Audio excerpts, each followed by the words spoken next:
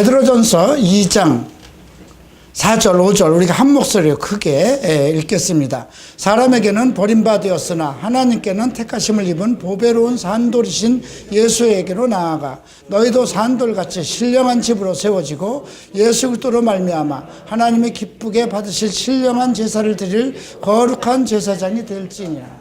아멘입니다. 여러분, 우리를 보고 거룩한 제사장이 되라고 하십니다. 오늘날은 제사장 없죠.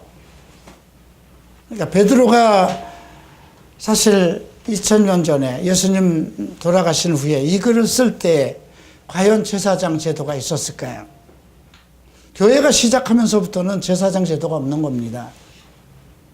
우리의 대제사장 예수 그리스도가 단번에 모든 죄인의 죄를 가지고 하나님 앞에 지성소로 들어가셔서 자기 몸을 깨트려서 보혈을 흘리시고 자기 생명을 들여서 제사를 드렸습니다. 그 후로 제사는 없습니다.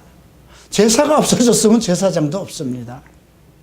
그래서 오늘 베드로가 너희는 거룩한 제사장이 되라는 이 말씀은 조금 더 우리가 또 다른 각도에서 생각해 봐야 된다는 것입니다. 베드로는 만인 제사장 시대를 언급하고 있습니다. 모든 사람이, 모든 예수 그리스도를 믿는 성도들이 거룩한 성도가 되기를 원하는 것입니다. 거룩한 제사장의 위치에 서기를 원하는 것입니다. 그래서 이 말씀을 오늘 우리가 살펴보면서 나의 존재는 어떠한 존재인가, 이런 것을 또 생각해 봐야 될 것이고요. 또 제사장이 되기 위해서는 내가 무엇을 어떻게 해야 될 것인가, 이런 부분도 생각해 봐야 됩니다. 또 대제사장에 세운 목적은 또 무엇인가, 이런 부분도 생각해 봐야 될 것입니다. 먼저 거룩한 제사장이 될지라는 이 말씀을 들으면서 우리는 내 존재는 그럼 어떤 존재였던가, 이것부터 생각해 봐야 되겠죠. 2장 10절을 보시겠습니다. 너희가 전에는 백성이 아니더니 이제는 하나님의 백성이에요. 전에는 국류를 얻지 못하였더니 이제는 국류를 얻은 자라. 우리의 존재라는 것은 하나님의 백성이 될 수 없었던 존재라는 것이죠. 이방인이라는 것입니다. 하나님은 이제 아브라함을 통해서 거룩한 하나님의 백성, 이스라엘 백성을 정하셨습니다. 그리고 모든 세상 사람들은 그냥 이방인입니다. 하나님을 모르는 사람들입니다. 하나님을 알 수도 없는 그런 존재들입니다. 그런데 오늘 베드로는 예수 그리스도의 사도로서 우리에게 이 말씀을 하는 겁니다. 너희가 전에는 백성이 아니었더니 이제는 하나님의 백성이라는 것입니다. 하나님의 백성이라는 것은 큰 범위 안에서 있겠지만 우리가 예수님께서 우리를 하나님의 백성이 되도록, 자녀가 되도록 삼아주셨다는 그것을 잊지 말아야 됩니다. 우리가 예수를 믿음으로, 우리가 어떤 혈통으로나 또는 사람의 뜻으로나 내 생각으로 예수를 믿은 것이 아니라 우리가 창세전부터 하나님의 계획과 예정 안에서 예수 그리스도의 자녀, 하나님의 백성으로 우리가 선택을 받았다는 것입니다. 그럼에도 불구하고 지금 베드로가 특별하게 이 말을 언급하는 이유는 무엇일까요? 거룩한 백성이라고 하는 주의 백성들, 예수 그리스도의 백성들이, 하나님의 자녀들이 하나님의 백성답지 못하게 살아가기 때문에 이 말을 하고 있는 것입니다. 자, 그러면 제사장이란 무엇일까요? 제사장이란 하나님께 자기의 죄와 백성들의 죄를 위해서 제물을 드리는 자들입니다. 이스라엘 백성들 속에는 엄청난 제사장들이 있었습니다. 그래서 예수님의 시대, 바로 세례 요한의 시대에는 그 제사장들이 너무 많았기 때문에 그 돌아가면서 제사를 하는데 1년에 정말 한 번 드리기도 힘들 정도로 제사장이 많았습니다. 아론 지파 중에 특별하게 레위 지파에서 또 아론 지파를 정해서 아론의 후손들을 모두 제사장의 반열에 올렸던 것입니다. 그들은 1년에 한 번씩 그 짐승의 피를 가지고 지성소로 들어가서 자기의 죄와 백성들의 죄를 위해서 제사를 드리는 자들입니다. 또 하나님 앞에 또 하나님의 어떤 특별한 말씀을 받아서 또 백성들과 하나님 사이에 중재하는 자입니다. 그러면 그 위치에, 우리가 제사장이 되기 전에 우리의 위치에 있었던, 그 제사장의 위치에 있던 분은 누구일까요? 바로 예수님입니다. 예수님은 자기가 죄가 아님에도 불구하고 백성들의 죄를 위해서 자기 몸을 드리셨습니다. 또 하나는 지금도 하늘에 계셔서 우리를 중보하고 계십니다. 그런데 왜 우리를 향해서 거룩한 제사장이 되라고 하는 것일까요? 과연 이제 우리는 거룩한 백성이라는 그 의미를 얼마나 알고 있을까요? 나는 정말 거룩한 백성인가? 성경은 내가 예수를 믿어서 의인이 되었다 하고 거룩한 백성이라고 성경은 누누이 그렇게 기록하고 우리를 아주 대단한 존재로 그런 지위에 올려놨습니다. 그런데 과연 나는 과연 거룩한 백성인가? 나는 과연 의로운 백성인가? 이런 문제에 많은 의심을 갖게 됩니다. 그럼에도 불구하고 하나님은 우리를 거룩한 백성, 의의 백성이라고 지칭을 합니다. 자, 이 거룩한 백성에게 우리에게 전달하는 말씀 중에 제사장의 조건이 몇 개가 있습니다. 자, 먼저 4절을 보면 사람에게는 버림받았으나 하나님께는 택하심을 입은 보배로운 산돌이신 예수에게로 나가라. 산돌이라는 지칭이 나오는데요. 살아있는 돌, 산돌이 무슨 뜻일까요? 아마 이 말은 지금 성경 어디에도 나오지 않습니다. 돌이라는 단어는 많이 나오지만 산돌이라는 말은 특별히 베드로에게만 언급되는 것입니다. 아마 베드로는 과거에 예수님께서 하신 말씀을 기억하고 있을지도 모르겠어요. 너는 살아있는 돌이라, 너는 반석이다 하신, 너는 베드로라 하신 그 말씀을 기억하실 것입니다. 그래서 그는 모든 백성이 자기와 같은 위치에 서기를 바라는 그런 마음에서 아마 이 말씀을 우리에게 전하는 것이라고 생각됩니다. 그래서 하나님께는 택하심을 입은 보배로운 산들, 이 말은 나름대로 하나님의 일을 하는 사람들은 백성들에게 버림을 받을 수도 있다는 것입니다. 과연 오늘과 같은 시대에서 백성들에게, 자기 사람들에게 버림을 받을 수 있는 목사들은 사실 없습니다. 대형교회일수록, 유명한 목사일수록 정말 모든 성도들이 존경하고 합니다. 그럼에도 불구하고 우리의 산돌이신 예수 그리스도에게는, 사람에게는 버림받아 되었다는 것입니다. 바울은 이렇게 얘기합니다. 내가 사람을 좋게 하랴, 하나님을 좋게 하랴. 여러분들은 사람을 좋게 할 것인가, 하나님을 좋게 할 것인가? 또 목사들도 마찬가지입니다. 내가 사람들을 좋게 할 것인가, 하나님을 좋게 할 것인가? 우선순위를 묻는 것입니다.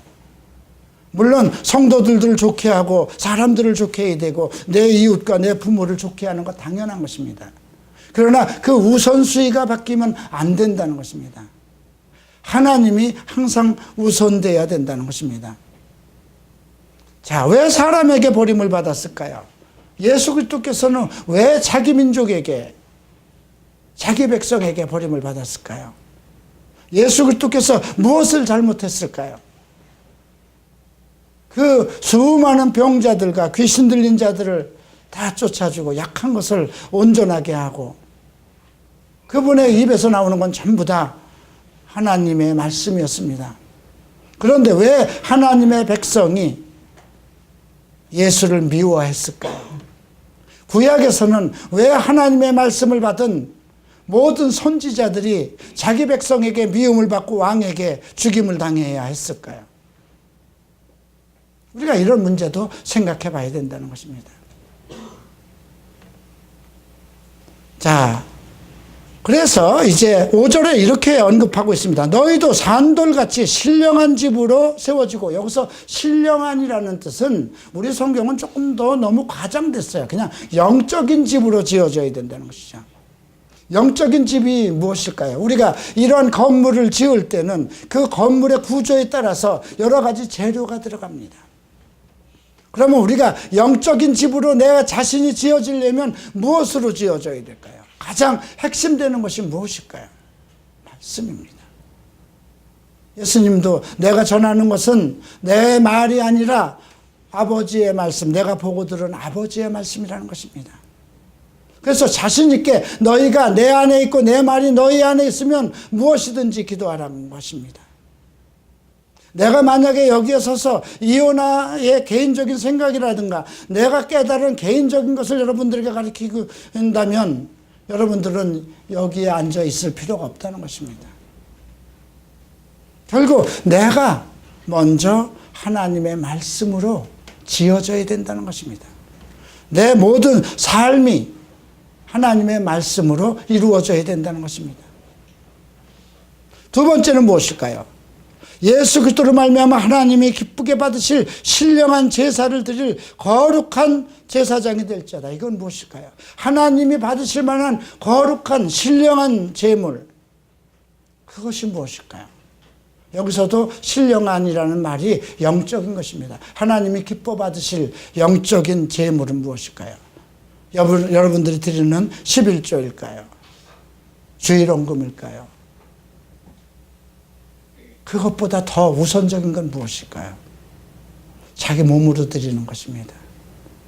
그렇죠. 거룩한 자기의 몸으로 그냥 하나님께 바쳐지는 것입니다. 드려지는 것입니다. 결국 희생입니다. 봉사입니다.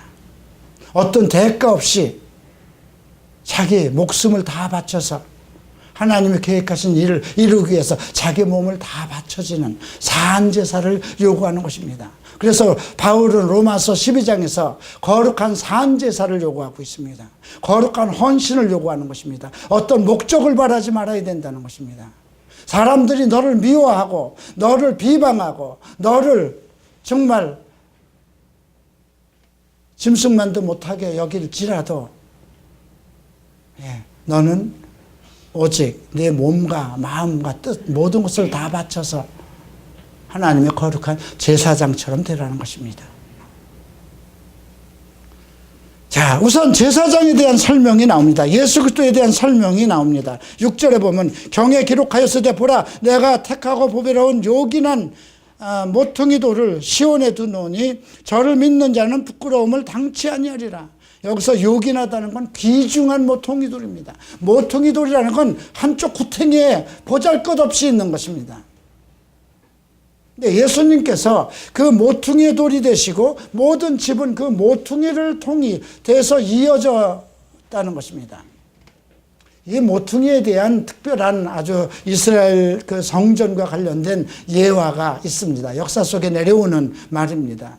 이제 그 돌을 성전을 지으려면 채석장에서 그 석공들이 돌을 전부 다 떠서 아주 정말 매끄러운 돌로 만듭니다.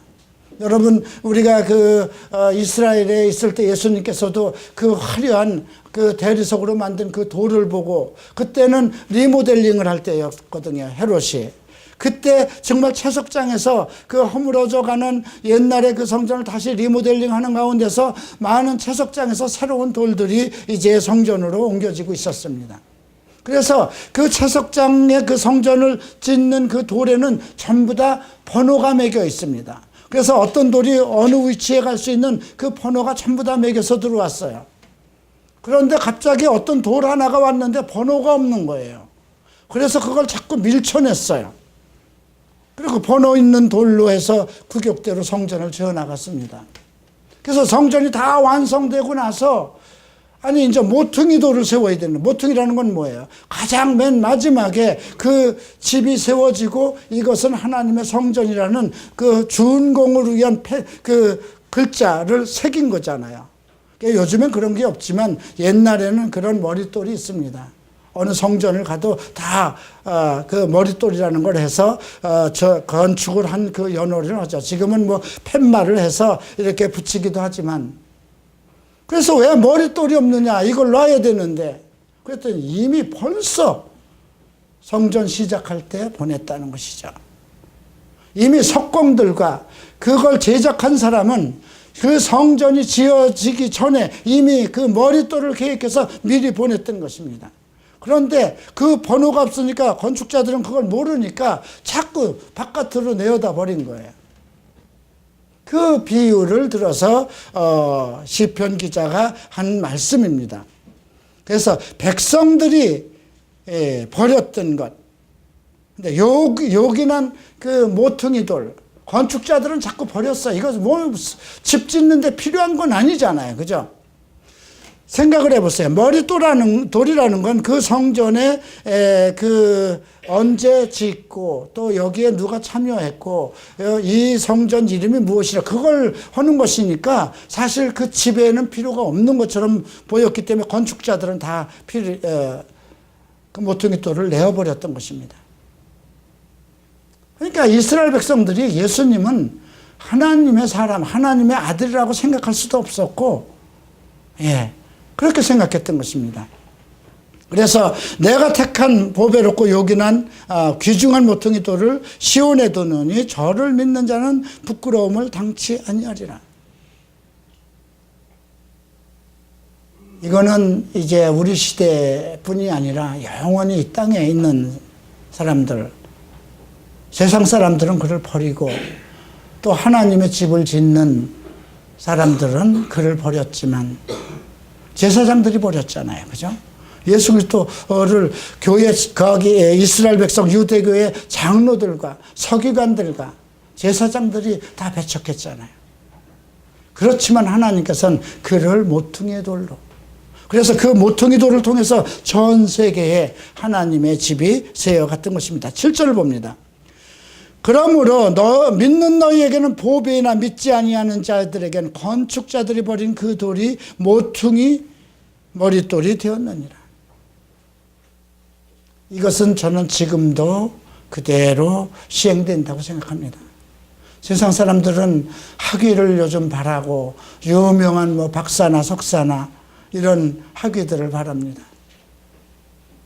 그러나 그런 학위를 통해서 박사가 되고 교회 목사가 되고 위대한 전도자가 된다면 그냥 그거는 학교 코스만 맞추면 되는 거 아닐까요? 그럼 기름 부음이라는 건 필요 없는 거잖아요. 택함도 필요 없는 거잖아요. 택함이라는 거, 선택이라는 거, 이건 하나님이 선택하셨고 또 하나님이 그를 훈련시키셨고 하나님의 말씀으로 그를 양육해서 가르치셨고 많은 연단과 경륜을 통해서 하나님의 뜻을 알게 하셨고 그 다음에 기름을 붓는 것이거든요. 그래서 좀 더 하나님을 알고 하나님을 사랑하고 성도를 사랑할 수 있는 그러한 마음을 갖게 하시고 세우시는 거거든요. 그래서 건축자들은 자기네들 눈에 드는 것을 좋아하는 거잖아요. 그죠? 좋은 재료인가? 정말 이것은 어느 집안에서 태어났는가? 어느 학벌인가? 이런 것을 보잖아요. 지금도 여러분들 만약에 대형교회에서 이제 후임자를 택한다면 어떤 사람을 부르실까요? 그죠? 외국에서 어느 박사학위를 받았는가? 그의 어머니 때, 그의 아버지 때에는 어떻던가? 한국에서는 어떤 과정을 공부했는가? 이런 걸 보잖아요. 그래서 우리나라에서도 부목사는 이제 박사학위가 없으면 부목사로 취업을 할 수도 없는 세상이 됐다는 것이죠. 여러분, 목사직은 취업이 아니잖아요. 부르심이잖아요. 택함이시잖아요. 자기의 소명 가운데 하나님의 부르심 속에서 경륜과 연륜과 그 속에서 만들어서 하나님이 쓰시는 거잖아요. 그런데도 지금 세상은 그렇게 어떤 부르심과 택하심 이것을 전제로 하는 것이 아니라 눈에 보이기 좋은 것 이런 것을 택한다는 것이죠. 고린도전서 1장에는 너희의 택하심을 보라 이렇게 전제를 하고 있습니다. 고린도 교회에 그 엄청난 성령의 은사를 부어준 그 사람들은 전부 다 천하고 미천하고 학문도 없고 세상에서는 손가락질을 받는 그런 사람들이었다는 것입니다. 지금은 이제 갈보리채플이 성경대학원까지도 생기고 이제 성경대학교도 이제 4년제 성경대학으로 바뀌었습니다. 바이블 칼리지에서 이제 그 정도로 어디에다 내놔도 미국 신학교의 어떤 곳에서도 부끄러움이 없을 정도로 사회적으로 인정받는 학위 체제로 바꿨습니다. 그런데 척 스미스 목사님 교회가 개척했을 때는 그 교회는 전부 다 이상한 사람들만, 이상한 청년들만 모였습니다. 알코올 중독자, 마약 중독자, 성 중독자, 동성애자들, 세상에서 정말 기타나 들고 다니면서 돈가식 서거식 하던 히피족들, 그들이 말씀을 통해서 변화받고 지금 아직도 청목사의 제자 12명은 미국에서 그래도 이끌어가는 지도자들로 활동하고 있다는 것입니다. 그들은 대학교 졸업장도 없습니다. 마이클 맥켄토시는 고등학교도 졸업을 못한 채 그렇게 방탕하던 그러한 존재였습니다. 그럼에도 불구하고 호라이즌 채플이라는 거대한 펠로십을 이끌어가고 있습니다. 그런데 이런 시대가 이제 끝나버리고 갈보리 채플조차도 이제 어떤 학위 체제로 바뀌고 있다는 것입니다. 세상이 점점 그렇게 만들어가고 있다는 것입니다. 자, 8절 봅니다. 또한 부딪히는 돌과 거치는 반석이 되었다. 부딪히는 돌과 거치는 반석이라는 건 무엇일까요? 똑같은 돌인데도 어떤 사람에겐 그 돌로 말미암아 세움을 입고 택함을 받았는데 어떤 사람은 그 돌로 말미암아 넘어져서 쓰러져 버린다는 것입니다. 예수님이 이스라엘 백성과 전 인류를 위해서 하나의 살아있는 돌로 오셨는데 그 돌을 미워하니까 자꾸 그가 하는 말씀을 부딪혀서 예수께서 하는 말씀이 전부 다 자기를 공격하는 말씀으로 받아들이는 것입니다. 마찬가지일 수 있습니다. 여러분들이 목사가 전하는 말을 어떠면 이것은 또 나에게 상처 주는 말이구나 이렇게 받아들일 수도 있다는 것입니다. 그러나 똑같은 말이라도 어떤 사람은 다 나에게 은혜로구나, 나의 잘못을 책망하는 말씀이구나, 그렇게 생각하면 어떻게 될까요? 우리가 그런 점에서 이런 말씀을 생각해야 돼요. 그래서 부딪히는 돌에 대해서 이렇게 해석됐습니다. 저희가 말씀을 순종치 아니하므로 넘어지나니 이는 저희를 이렇게 정하신 것이라. 산돌이라는 것은 무엇이에요? 결국 말씀이에요. 살아있는 말씀입니다. 우리가 살아있는 하나님의 말씀을 청종하고 듣는 것입니다. 그래서 어떤 그 말씀이 있을 때 그 말씀으로 상처를 받았다면 그 사람은 다른 것을 원하는 것인지도 모르겠어요. 여러분, 성경에 많은 위로가 나오는데 위로가 어떤 것일까요? 성경에서 많은 책망이 나오는데 권면이라는 말씀도 나오고요. 성경이 책망이라는 말은 별로 안 나옵니다. 그러나 권면과 위로라는 말씀이 계속 언급되고 있습니다. 신약에서. 그런데 신약에서 모든 말씀을 찾아보면 전부 다 우리의 잘못된 것, 죄된 것을 책망하는 말씀입니다. 그렇죠? 그 모든 죄에서 돌이켜서 거룩하고 의로운 백성이 되라는 말씀입니다. 음행하는 자, 남색하는 자, 술 취하는 자, 거짓말하는 자, 불의한 모든 자들은 너 하나님 나라에 들어갈 수 없다.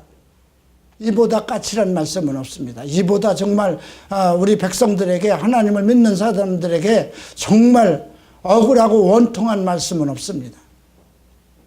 그래서 그러한 말씀을 들을 때 내가 빨리 이 더러운 속성에서, 이 불의에서 벗어나야 되겠구나. 이 거룩한 하나님의 자녀로서 그 영광스러운 하나님의 기업을 받기 위해서는 내가 빨리 이 속성을 벗어야 되겠구나 하고 그 말씀을 달게 받고 그 말씀 가운데로 들어간다면 그 사람에게는 신령하고 거룩한 복이 임할 것입니다. 그러나 성경이 이런 것만 책망해, 세상 사람들 살아가는 것이 다 그렇지, 어떻게 이런 것을 다 버리고 무슨 재미로 인생을 살으려고, 이렇게 얘기하는 사람은 그냥 형식적인 크리스찬이 될 것이고, 그런 사람들은 이런 말씀을 선포하는 사람을 미워해서 따르지 아니할 것이라는 것이죠. 그래서 서기관들이라든가 제사장들이 예수 그리스도를 다 버렸던 것입니다. 그러나 하나님께서 그 돌을 시온의 이스라엘 백성들 가장 믿음의 중심 바탕에 두셨으니 그 말씀을 청종하는 자들에게는 보배로운 것이지만 그것을 듣기를 불순종하는 자들에게는 거치는 돌, 넘어지는 돌이 되어버리고 말았다는 것입니다. 이것은 이 성경에 기록된 말씀을 내가 어떻게 받느냐, 이것을 언급하는 것입니다. 자, 그러면 거룩한 백성이 되기 위해서 우리가 해야 될 것이 무엇일까요? 1절을 보겠습니다. 그러므로라는 말은 13절부터 1장 13절부터 25절까지의 말씀을 모두 언급한 것입니다.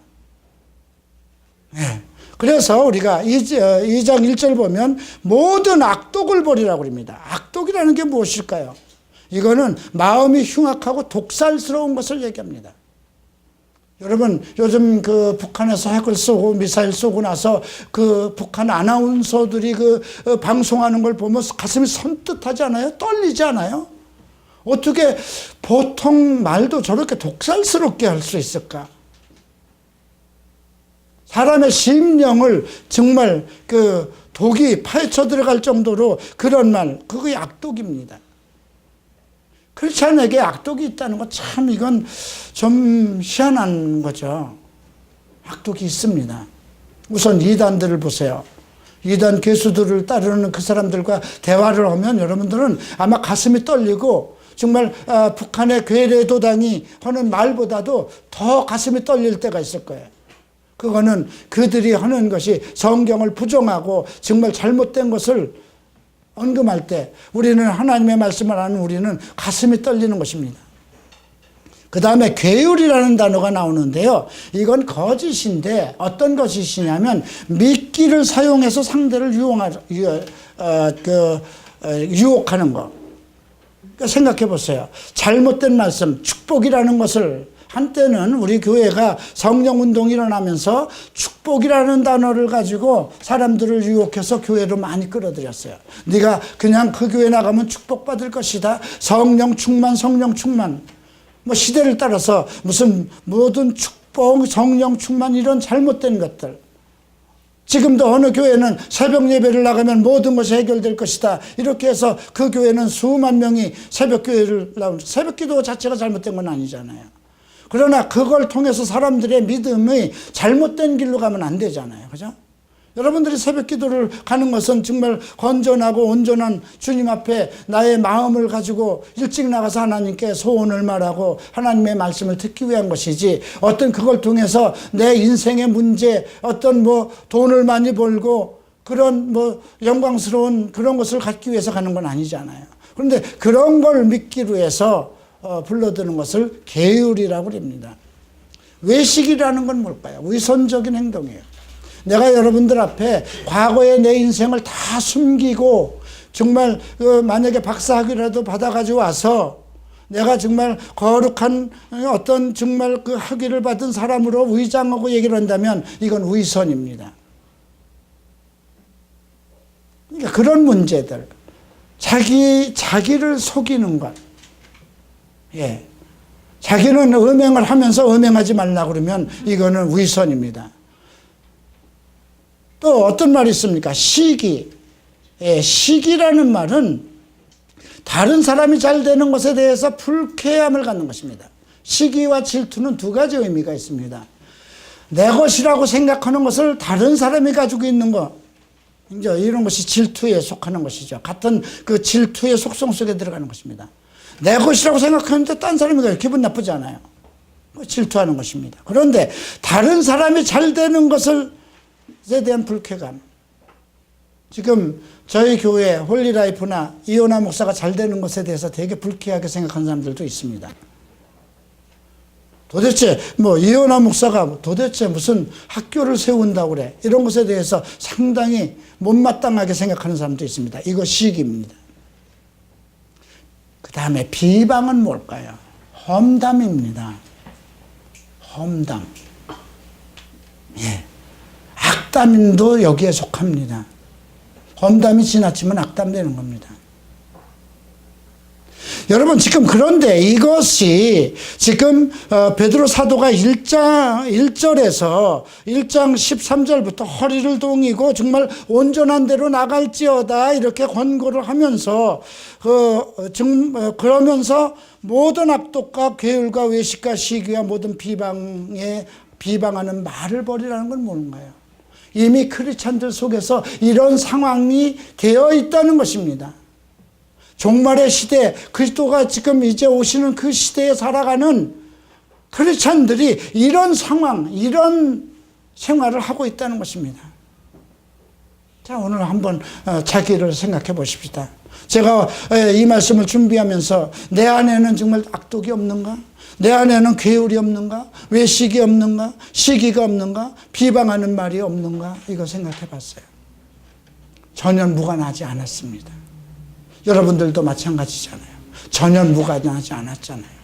남의 말을 험담하고 남을 비웃고 남 잘 되는 것을 싫어하고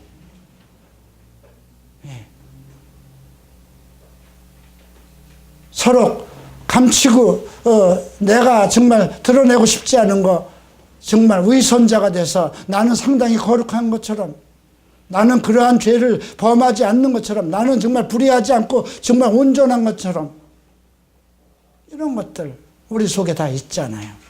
이거 버려야 된다는 것입니다. 베드로는 이것부터 버리라고 얘기를 했어요. 거룩한 하나님의 정말 그 제사장이 되라는 것이 전제지만 이 거룩한 제사장이 되기 이전에 우리가 버려야 될 것, 우리 성도들이 가져서는 안 될 것을 언급하고 있다는 것입니다. 참 이것이 우리 크리스찬 나의 존재라는 것입니다. 그래서 베드로가 얘기한 10절에서 얘기하는 전에는 백성이 아니었어. 너희들은 그냥 죄인이었어. 하나님의 거룩한 자녀가 되고 백성이 된다는 건 있을 수도 없는 존재였는데 이제는 너희가 택함을 받은 존재이기 때문에 거룩한 백성으로서 이런 것들은 완전히 버리고 오직 예수처럼 되라는 것입니다. 거기에 핵심되는 게 무엇일까요? 산돌처럼. 산돌. 무엇이 산돌인가요? 하나님의 말씀입니다. 말씀을 따라가라는 것입니다. 살아계신 하나님의 말씀이 바로 예수 그리스도의 산돌이라는 것이죠. 그것을 피해가지 말고 부딪혀 넘어가지 말고 그 말씀에 순종하고 살아가라는 것입니다. 우리의 존재, 이제 베드로가 원하는 챌린지하고 있는 우리의 존재에 대해서 9절 한번 함께 읽겠습니다. 오직 너희는 택하신 족속이요 왕같은 제사장들이요 거룩한 나라요 그의 소유된 백성이니 이는 너희를 어두운 데서 불러내어 그의 기이한 빛에 들어가게 하신 자의 아름다운 덕을 세우 선전하게 하렵니다. 킹제임스 성경은 선포라고 되어 있습니다. 아름다운 예수 그리스도의 아름다운 덕을 선포하기 위해서 우리를 택하셨다는 것입니다. 자, 택하신 족속, 왕 같은 제사장. 왕 같은 제사장이라는 건 뭐예요? 제사장은 왕하고 달랐어요. 그죠? 원래는 제사장은 왕 위에 있어야 돼요. 왕도 제사를 통해 제사장을 통해서 하나님께 나가니까. 그런데 통치권이 없는 거예요. 제사장은. 백성을 다스릴 통치권이 없어요. 하나님의 말씀과의 관계지. 그래서 왕들이 잘못한 거예요. 다윗도 제사장은 아니었거든요.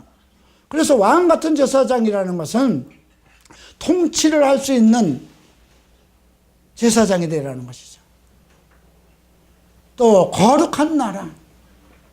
이거는 나 혼자 이루어질 것이 아니라 그 나라 전체와 목회, 사상, 철학이 거룩해져야 된다는 것입니다. 하나님의 나라는 거룩함이 전제가 되어야 된다는 것입니다. 그의 소유된 백성, 하나님의 소유라는 것을 떠나면 안 됩니다. 내가 아무리 왕같은 제사장이 되고 거룩한 나라가 됐다 하더라도 하나님의 소유라는 것입니다. 이거는 종속적인 관계를 얘기한 것입니다. 왜 그럴까요? 우리를 어두운 데서 불러내어 그의 기이한 빛, 더 하얄 수 없고 더 거룩할 수 없고 더 온전할 수 없는 그 의롭고 거룩함의 빛. 자, 빛이라는 건 어둠과 항상 대조되어 있어요. 그죠? 예. 아주 어두운 것과 빛은 대조가 되어 있어요. 그러면 죄가 많은 곳에 더 은혜가 많도다 하는 말씀도 이해가 됩니다. 죄를 너무너무나 많이 지은 사람은 그 빛을 바라는 그 정말 자기가 바라는 그 빛이 무엇인지 찾아가고자 하는 그 욕망이 있어요. 그래서 만약에 크리스찬들이 죄를 지으면 사실 그냥 더 내버려 두어야 돼요. 그냥 더 견딜 수 없는 그 죄의 사무침이 날 때까지 하나님이 내어버려 두잖아요. 로마서 1장을 보면 내어버려 두더니 그런 자는 사형에 해당한다고 기록하신 것을 알고도 저만 행할 뿐 아니라 남들에게도 막 선전하고 다닌다는 거죠. 하나님은 하나님 안에 들어온 사람이 잘못하면 내어버려 두십니다. 더 잘못되도록 내어버려 두십니다. 그러나 하나님의 뜻은 무엇일까요? 그렇게 미끄러져 내려가는 것을 원치 않는 것입니다. 그래서 산도를 두신 것입니다. 그래서 살아있는 말씀을 둬서 그 말씀을 부딪히거나 넘어가지 않고 그 말씀을 통해서 의로운 백성, 의로운 제사장의 역할을 감당하게 하신 것입니다. 기도하겠습니다. People